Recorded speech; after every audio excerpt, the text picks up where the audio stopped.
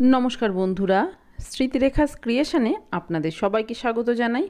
आज आमी आपनादेर साथे खूबई सुस्वादु एक रेसिपि शेयर करब। आज बानाबो गंधराज भापा भेटकी। भीषण सहज रान्ना और मशला प्राय लागेई ना। जारा खूबई स्वास्थ्य सचेतन तारा किन्तु एई रकम एक रान्ना करे खेते पारेन। भातेर साथे एई रकम एक रेसिपि थाकले आर किछुर प्रयोजन होबे ना। आसुन देखे नेওয়া যাক आमार आजकेर एई रेसिपि। प्रथमेই দেখুন একটা গন্ধরাজ লেবু নিয়েছি। লেবুর ওপরের খোসাটা একটু গ্রেট করে নেব। সবুজ অংশটা গ্রেট করে নেব, সাদা অংশটা যেন গ্রেট না হয়ে যায়, তাহলে কিন্তু তেতো হয়ে যাবে। দেখুন এভাবে ঘুরিয়ে ঘুরিয়ে আমি সবুজ খোসাটা গ্রেট করে নিচ্ছি। একটু দেখে দেখে গ্রেট করে নেবেন।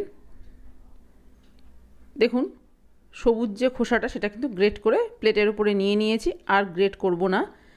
এদিকে 3 পিস আমি ভেটকি মাছ নিয়েছি। মাছটা ভালো করে ধুয়ে জল ঝরিয়ে নিয়েছি। মাছ ম্যারিনেট করে নেব। মাছের মধ্যে দিয়ে দিচ্ছি স্বাদ অনুযায়ী লবণ বা পরিমাণ মতো লবণ, দিয়ে দিচ্ছি গোলমরিচ গুঁড়ো, আর দিয়ে দেব যে গন্ধরাজ লেবুটার গায়ের খোসাটা আমি গ্রেট করে নিয়েছি সেই লেবু থেকে এক টুকরো কেটে নিয়েছি। এই লেবুর রসটাও এর মধ্যে দিয়ে দেব। এখানে আপনারা কাঁচা লঙ্কা বাটা দিতে পারেন, আদা বাটা দিতে পারেন। আমি কোনো রকম বাটা মশলাই এই রান্নায় ব্যবহার করছি না। খুব সহজ উপায়ে করব, খেতে কিন্তু দারুণ সুস্বাদু হয়। এইভাবে কিছুক্ষণ রেখে দেব। একটা বাটি নিয়ে নিয়েছি, এই বাটির মধ্যেই আমি মাছটা ভাপা করব। এখানে আমি নিয়ে নিয়েছি জল ঝরানো টক দই। 1 কাপ মতো টক দই নিয়েছি। দিয়ে দিচ্ছি চিনি। যেহেতু টক দই দিয়েছি সেজন্য টেস্টটা ব্যালেন্স করার জন্য চিনি দিলাম। স্বাদ অনুযায়ী লবণ দিচ্ছি, আর দিয়ে দিচ্ছি গোলমরিচ গুঁড়ো। এখানেও আপনারা আদা কাঁচা লঙ্কা বাটা দিতে পারেন। দিয়ে দিচ্ছি আরও এক টুকরো গন্ধরাজ লেবুর রস।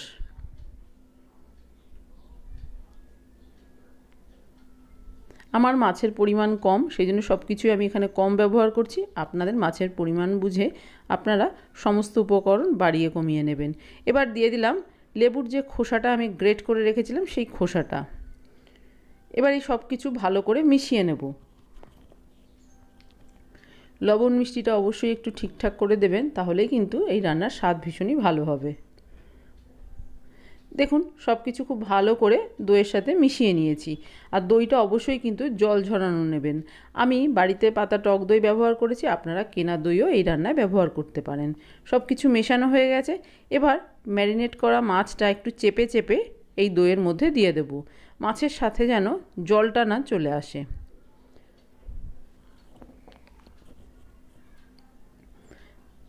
দেখুন এই জলটা আমি রান্নায় ব্যবহার করব না, ফেলে দেব। এবার এই মাছ আমি দইয়ের সাথে ভালো করে মিশিয়ে দেব।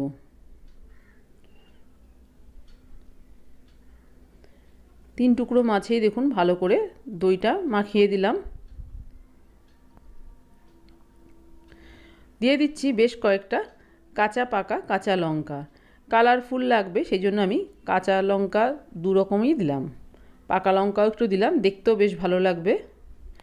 সবশেষে দিয়ে দিচ্ছি 1 চামচ কাঁচা সর্ষের তেল। ভাপা করতে গেলে একটু তো তেল দিতেই হয়, সেই জন্য 1 চামচ কাঁচা তেল দিলাম। এইভাবে ঢাকা দিয়ে মিনিট 15 রেখে দেবো, তারপরে আমি ফেরত আসছি। 15 মিনিট হয়ে গেছে। এদিকে দেখুন একটা কড়াইয়ের মধ্যে কিছুটা জল আমি গরম করতে বসিয়েছি। জলটা ফুটে উঠেছে। এবার এর মধ্যে টিফিন বক্সটা বসিয়ে দিলাম। আপনারা চাইলে খাবার রাখা স্ট্যান্ডের ওপরেও টিফিন বক্সটা বসিয়ে দিতে পারেন।